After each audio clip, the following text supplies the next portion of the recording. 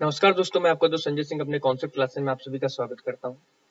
आज का जो हमारा लेक्चर रहने वाला है, वो फंडामेंटल राइट्स में हम लोग जो कंप्लीट कर रहे थे, सारे जितने भी आने वाले हमारे जितने भी आर्टिकल्स हैं, उनको भी कंप्लीट करते हुए चल रहे हैं। लेकिन मेरे मित्रों, मैं आज एक बात बताना चाहूँगा, कुछ ऐसे आर्टिकल्स में रोक के रखा हुआ था, मैंने सोचा इनको मैं डिटेल में बताऊँगा, क्योंकि लगभग मुझे हो गया 1 महीना, लगभग मुझे जहाँ तक लगता है 1 महीना हो गया, मैं लेक्चर नहीं डाल पाया। उसका मेन कारण ये था कि मैं बीमार चल रहा था। बीमारी के कारण मैं सोच रहा था कि अगर मैं कोई भी लेक्चर लेके आऊँगा, उसमें कोई ना कोई डिस्टर्बेंस फ़ील होगी, तो आप लोग उसे यानी कि सीरियसली नहीं लोगे। आज जो लेक्चर लाया हूँ, वो हमारा है राइट टू एजुकेशन, इसके ऊपर। उसके बाद आर्टिकल 22 के बारे में, यानी कि प्रिवेंटिव एंड द यानी कि फनीटेटिव के बारे में बताऊँगा कि ये आखिरकार किसे कैसे गिरफ्तार किया जाता है। मैं लेक्चर को छोटा इस तरीके से करने की कोशिश करता हूँ कि उसको अपलोड करने में भी और आपको देखने में, चीज़ों को समझने में सुलभता रहती है। तो मेरे मित्रों, मैं आपसे हमेशा लेक्चर में एक डिमांड रखता हूँ कि अगर आपको इन्फॉर्मेटिव लेक्चर लगा करे, तो आप शेयर कीजिए, सब्सक्राइब कीजिए और लाइक कीजिए। जितना हो सके उतना ज़रूर करिए, क्योंकि यही मेरी एक यानी आपसे फ़ी है। क्योंकि मैं आपके लेक्चर के लिए बहुत सारी मेहनत करता हूँ। मुझे क्या करना पड़ता है, जो मुझे डिफ़िकल्ट लगता है उसे मैं गूगल करता हूँ। जो मुझे नहीं समझ में आता है, अपने टीचर से डिस्कस करता हूँ। तब जाकर मैं लेक्चर लेके आता हूँ, क्योंकि इस पर मैं बहुत सारी मेरा मंथन होता है, पूरा डिटेल में इसके बारे में सोच के आता हूँ। तो चलिए, समय ना बर्बाद करते हुए आज हमारा लेक्चर स्टार्ट करते हैं आर्टिकल 21 से। आर्टिकल 21 ये कहता है कि हमारा जो स्टेट है, उसके पास यानी कि क्या है, बहुत ही एक बहुत अच्छी पावर है, जो हमारे इंडियन के जो पर्सन है, मतलब इंडियन के सिटीजनशिप जिसने ले रखी है, उनके जो बच्चे हैं, उनके बच्चे कहाँ से एज 6 से यानी कि क्लास यानी कि छठी छठवीं उम्र से, यानी कि 6 साल के बच्चे से 14 साल के बच्चे तक उनको फ्री एजुकेशन दी जाए। कह रहा है फ्री एंड कंपलसरी, और ये सबके लिए है। इसीलिए मैं हमेशा कहता हूँ कि जो हमारे प्राइमरी स्कूल जो खुले पड़े हैं, लोग उसमें अपने बच्चों को, जो गरीब आदमी है अधिकतर उसमें अपने बच्चों को पढ़ने के लिए भेजता है। क्यों? वहां पर कोई भी चार्ज नहीं होता है, कोई भी यानी कि किताबों को अलग से नहीं खरीदना पड़ता है, गवर्नमेंट खुद किताबें प्रोवाइड कराती है, कोई भी फीस नहीं पड़ती है, आपको दोपहर में खाने के लिए वहां पर भोजन भी मिलता है, और बच्चों के ड्रेस, बच्चों के जूते, बैग, पूरी व्यवस्था मतलब सरकार देखती है। और ये कब एक जो नियम कहता है, एक नियम कहता है ये है, एक नियम ये कहता है कि कोई बच्चा जब छठी वर्ष यानी कि 6 साल का हो जाता है, तब वो क्लास फर्स्ट में एडमिशन लेता है। ये पहले का एक नियम था। 8, 6, 14 जब यानी कि बच्चा यानी कि 14 वर्ष का होता है, तो उसे ये होता है कि वो कक्षा 8 तक पढ़ लेता है। ठीक है, मतलब 8 वर्ष तक वो प्राइमरी स्कूल से उच्च प्राथमिक विद्यालय तक वो पढ़ता है। ये पूरी प्रक्रिया थी। लेकिन अब क्या हो गया, अब थोड़े बच्चे एक्टिव हो गए हैं, मतलब 2 साल के हुए नहीं, मोबाइल चलाने लगते हैं, लैपटॉप चलाने लगते हैं। तो अब ये क्राइटेरिया थोड़ा फीका पड़ने लगा है। लेकिन गवर्नमेंट हमारा आज भी वही पॉलिसी लेके चल रही है। लेकिन उन्होंने भी कुछ एजुकेशन में नए नए यानी कि सुधार लेकर आए हैं। वो भी मैं अगले वाले लेक्चर में आपको बताऊंगा कि क्या क्या सुधार लेकर आए हैं और क्यों हमें ये पढ़ना चाहिए। ठीक है, ज्यादा डिटेल हो गया। ठीक है, तो ये चीजें मैं आपको इसलिए बता रहा था क्योंकि चीजें आपको पता होंगी तभी आप लिख पाओगे। क्योंकि चीजें हमें पता होना चाहिए, उनके बारे में बिल्कुल डिटेल में पता होना चाहिए। जब कोई चीज डिटेल में पता होती है, तो कोई भी कहीं से क्वेश्चन अराइज कर दे, हम उसका आंसर इजिली तरीके से दे सकते हैं। तो ये जो प्रोविजन था, ठीक है, ये जो प्रोविजन था, ये यानी कि क्या बनाता था, एक एलिमेंट्री एजुकेशन, मतलब एक यानी कि ये नहीं है कि आपको प्रोफेशनल एजुकेशन दी जाएगी, नहीं, हायर एजुकेशन आपको नहीं दी जाएगी। आपको एक एलिमेंट्री एजुकेशन कक्षा 8 तक आपको पढ़ा दिया जाएगा। बहुत से बच्चे कम उम्र में ही, मतलब जैसे 14 वर्ष की उम्र में ही 10वीं पास कर जाते हैं, तो उनके लिए भी यानी कि एलिमेंट्री एजुकेशन ही मानी। एलिमेंट्री एजुकेशन में अगर मैं बोलूं सीधा शब्द में, सीधे शब्दों में अगर मैं बोलूं, तो एलिमेंट्री एजुकेशन जो है, उसे हम लोग ये बोलते हैं कि क्लास 8 तक, यानी कि क्लास 8 तक बच्चे पढ़ जाए। ठीक, ये होती है एलिमेंट्री एजुकेशन। उसके बाद क्या होता है कि ये जो प्रोविजन है कब ऐड किया गया, जब हमारा 86 कॉन्स्टिट्यूशनल अमेंडमेंट आया, ठीक है, 2002 में, तब उसे ये ऐड किया गया। ठीक है, और ये अमेंडमेंट क्यों लाया गया, एक माइलस्टोन साबित हुआ। माइलस्टोन मतलब मील का पत्थर साबित हुआ, एक अच्छा चीज मालूम पड़ी हमारी कंट्री को अचीव करने में, कि एजुकेशन फॉर ऑल। मेरे मित्रों, मैं तुम्हें एक चीज बता दूं, हमारा देश जब आजाद हुआ था, बहुत से लोग अशिक्षित थे। बहुत से लोग क्या थे, अशिक्षित थे। उनको ये पता नहीं था कि एक्चुअल में कि हमारे राइट्स क्या हैं, क्या हमें मिलना चाहिए स्टेट से, स्टेट को हमारे लिए क्या करना चाहिए, एजुकेशन हमें क्या करना चाहिए, ये सभी चीजें हमें सब कुछ पता होना चाहिए मेरे मित्रों। तब एक आदमी शिक्षित कहलाता है, शिक्षित कहलाता है, शिक्षित कहलाता है, ठीक है, शिक्षित कहलाता है, ठीक है, शिक्षित कहलाता है। एक मिनट, एक मिनट।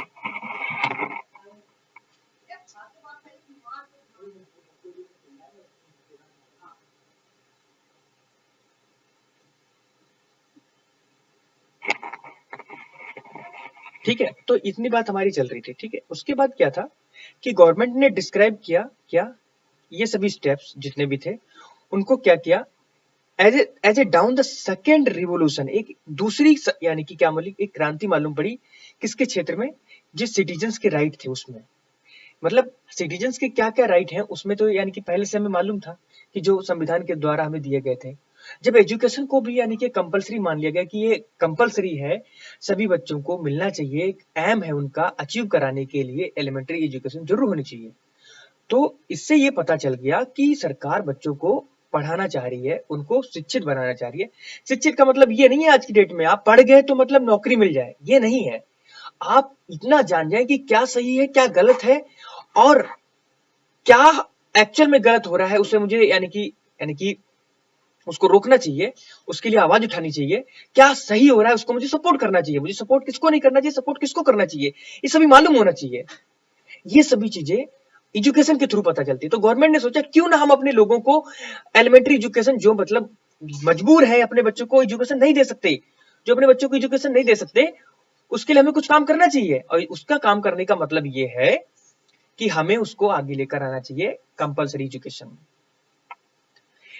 हुआ क्या, इस अमेंडमेंट के पहले कॉन्स्टिट्यूशन जो कंटेन करता था क्या, कुछ provisions for the free compulsory education, जो आर्टिकल 45 में बताए थे, जो यानी कि पार्ट 4 में बताया गया है, ठीक है, जो directive principle of the state policy के अंदर यानी कि इसे कंटेन किया जाएगा, जो आई थिंक 37 से 51 तक यानी कि जिसे लिया गया उसके अंदर ही आ जाएगा। उसको भी मैं आगे डिस्कस करूंगा, अभी तो फंडामेंटल राइट पर ही चल रहे हैं।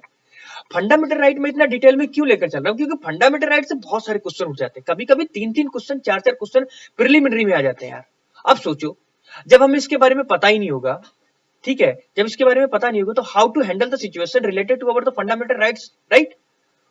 So my dear friends, please concentrate on my words because words are very important, right?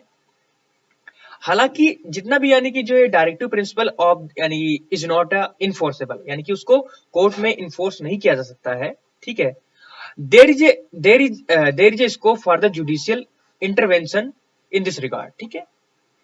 अब बात आती है, this amendment change the subject matter article 45 in directive principle. कहने का मतलब यहाँ पर ये जो अमेंडमेंट किया गया 2008 में, इसने कुछ एक क्या चेंज किया, क्या चेंज कर दिया इसके अंदर, एक मैटर चेंज कर दिया, किसको लेकर, डायरेक्टिव प्रिंसिपल को, आर्टिकल 45 के, मतलब आर्टिकल 45 में कुछ एजुकेशन के बारे में बताया गया था, लेकिन इसने उससे भी अच्छा यानी कि चीज लेकर आई हमारे संविधान में, चेंज करके कि एक्चुअल में क्या शिक्षा है और शिक्षा क्यों देनी चाहिए।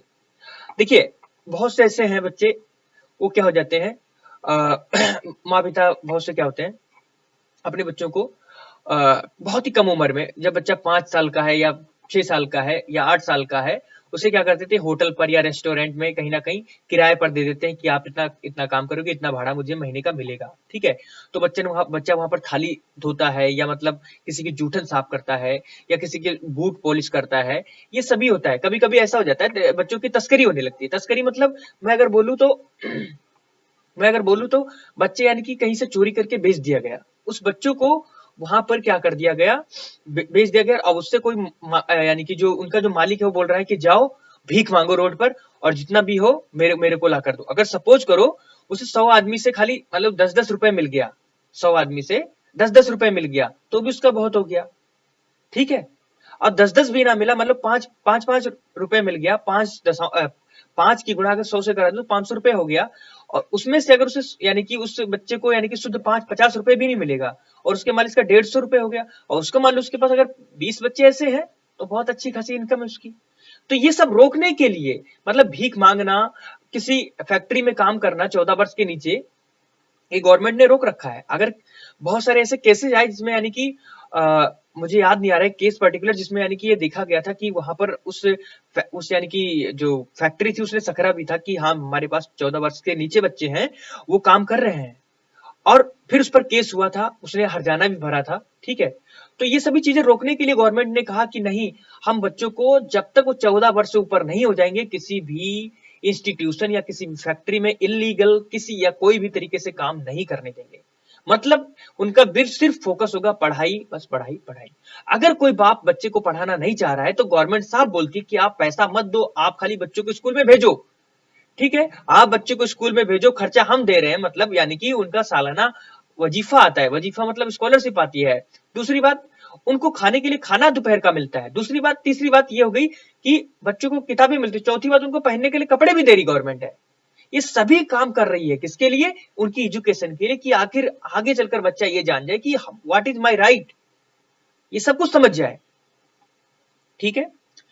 It also added a new fundamental duty under the article 51A, यानी कि जो 51A है उसमें यानी कि कुछ फंडामेंटल ड्यूटीज को जोड़ देते हैं। जब यानी कि इंदिरा गांधी की गवर्नमेंट थी तब यानी कि ड्यूटीज को ऐड किया गया था, ठीक है। It shall be the duty of the citizen of the India to provide the opportunity for the education to his child और the ward between the age of 6 to 14 years. कहने का मतलब यहाँ पर यह है कि यहाँ पर ड्यूटी होनी चाहिए प्रत्येक पेरेंट्स की, ठीक है। पेरेंट्स की एक ड्यूटी होनी चाहिए कि उसके बच्चे को एजुकेशन मिलनी चाहिए, अपॉर्चुनिटी देनी चाहिए। अगर आप रोक रहे हो और बच्चा कहता कि मैं पढ़ना चाहता हूं, जैसे अभी एक बिहार का लड़का था, वो पढ़ना चाह रहा था लेकिन उसके पिता दारू पी रहे थे, मम्मी सपोर्ट कर रही थी लेकिन नहीं पढ़ पा रहा था।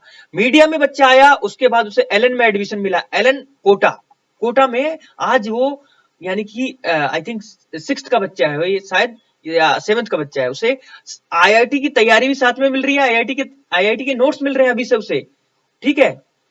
उसका नाम सोनू था, ठीक है। आज वो बच्चा एलन में एडमिशन ले लिया है, उसको यानी कि एक पर्टिकुलर प्राइवेट इंस्टीट्यूट ने एडमिशन दिया। कोई बात नहीं है, आजकल हमारे देखो, अगर आप आवाज उठाते हैं, आपकी आवाज सही है, आप बिल्कुल फेवर में है, नेशन के फेवर में है, कोई इलीगल चीज नहीं कर रहे हैं, तो आपके साथ 10-15 लोग निकल कर आ जाएंगे।